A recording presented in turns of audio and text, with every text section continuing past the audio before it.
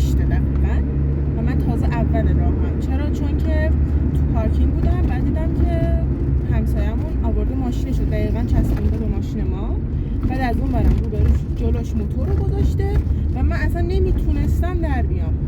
به خاطر همین 600 ساعت واقعا نزدیک فکر کنم 5 دقیقه 10 دقیقه در تلاش بودم اینو در بیارم و چند بارم مالیدم به موتورش از پشت که فکر کنم رنگ ماشین رفت. حتی پیاده نشدم ببینم که رنگ ماشینمون رفته یا نه. بعدش هم که قراره برم با بچه‌ها بیرون، قراره بریم به مار و انواع خزندگان دست بزنیم که مثل چی میترسیم، یعنی هر ستامون. ولی خب توی بودم که چیز جالبی باید به نظر بیاد، به خاطر همین قراره بریم ببینیم اونو. بدم میاد مردم نگاه میکنم و نمیتونم حرف بزنم.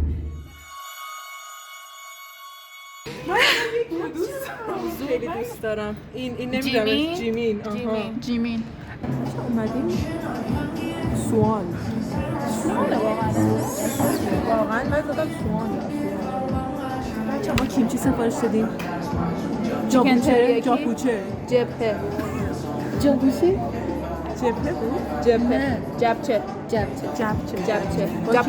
کیمچیه یه بار گفتم اسمش چی بود؟ چیکن تریاکی.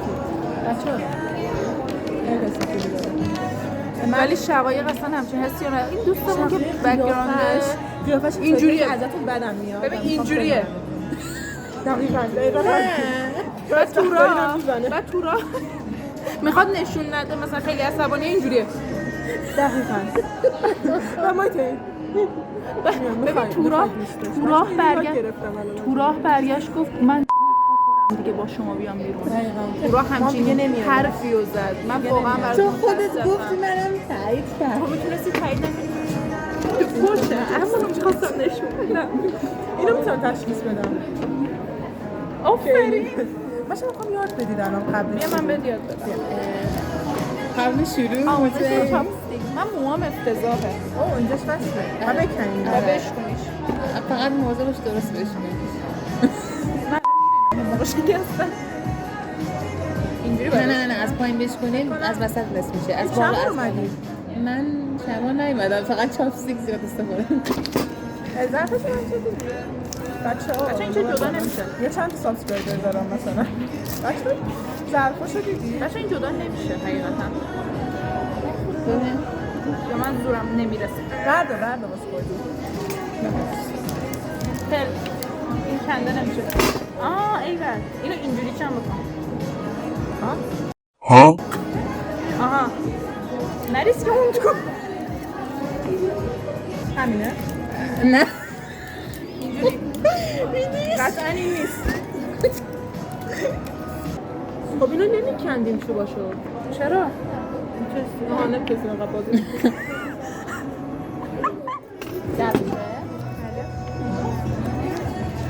بابا خیلی ممنون. خیلی ممنون. میشه جان چاشا کیمچی کیمباب نه چیکن تریاکی چی بود اولش گفتی؟ کیمباب چپچه و سس سویا. اینو باید هم بزنیم. بچه خیلی خوش خیلی کیمچی. بسم الله الرحمن چقدر بوی بچه خیلی بوی سیر میده. چجوری بعدش بخواهیم تو خودم ریاکشن دیدی؟ ترشه خودم مزه ترشه میده. کره چی نگاه خودشون ترشه ترشه ما رو بخورن ترشه ما رو من هرچی دوست ندارم بخورن چیکار میکنن؟ نودلاش شیشه ایه بچه شیرینه. چیه شیرینه؟ گوشت شیرینه. گفت دیگه همون بچه نمیتونم بردارم. ما خیلی کره ایم بچه آخر اینجوری نیست. نه ببین اینطوری ببین بلد نیستی دیگه.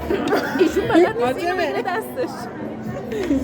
اینطوری میکوچونی داشت پاستا میبارم. چقدر چربه. خیلی بچه گوشتش خیلی کنم بدون گوش می‌خواستی تو ولی گوشتاشو نخور گوشتاش مال منه. سوال دارم این چیه؟ نمیدونم سیب زمینی فکر کنم برام میخوام بچه من ولی اینو خیلی شبیه دوست تخم داشتم. مرغه. تخم مرغه. بچه من اینو خیلی دوست داشتم چپچه اینو چجوری میخورن؟ نصف میکنن؟ نه. بکنم سویایی؟ کلشو بکن نه. خب نمیخوام کلش داره میشه. جا میشه. Emotional damage. حداقل میذاشی 2 ثانیه از اینکه گفتی کلش جا نمیشه بگذره. یه گاز میزدی حداقل ببینی جا میشه یا نه. خیلی خوب. خوشمزه است. جدی دلم خواست منم. وای من تا نخورم بچه. من بچه اول تا بار نخوردی؟ یه خیلی کدوم ممنون. تست کنیم بدنم. اوکی. او این برش سویاه. بوی ویکس میده قشنگ. یه چیزی داره ببینم سرماخوردی اینو بکن. چه بوی دارویی میده. چون گیاهه. لانگون تولیدش چی؟ زیاده نه؟ تنده. میدونم. داداش تنده. آروم باش. خیلی تنده. خیلی تنده. من دارم میگم تنده. خیلی تنده. سروران عزیزی که من 2 دقیقه پیش گفت بد کیمچی اونجوری که تو سرم بود نه. منم دقیقا من فکر کردم خیلی حال تری داشته باشه. چیه واقعا؟ این خیلی خوشمزه خودش بود. میتونست پرو نه پرو بگو شیرین تره این خیلی خوشمزه بود. فوق‌العاده بود اسمش چپچه بود چپچه. حتما چپچه رو امتحان کنید چیکن تریاکی هم که خداست. چپچه تجربه خیلی باحالی بود کلا سوشی خوردن رو خیلی دوست داشتم بازم حتما تجربه میکنم چیزایی که ما برداشتیم خوب بود یعنی تقریبا نرمال بود همه چی بعد از این چیزایی که تو پاندای کنفوکار بود گلوله نمیدونم دقیق اسمش چیه از اونها هم تمام داشت کوفته پاندای کنفوکار نمیدونم یعنی از اونها هم داشتش و خیلی خوب بود خیلی دوست داشتم کلا چیزایی که امروز خوردیم مخصوصا نودل شیشه‌ایه با گوشت فوق‌العاده بود. من کلا اصلا علاقه زیادی به گوشت ندارم. یعنی مثلا تو قرمه سبزی باشه، قیمه چیزی باشه، اصلا زیاد نمیخورم. بعد ولی اینو اینطوری بودم که گفت کبابی گوشتمون فلان. اون خام و اینا نخوردیم. مرغ خام، ماهی خام.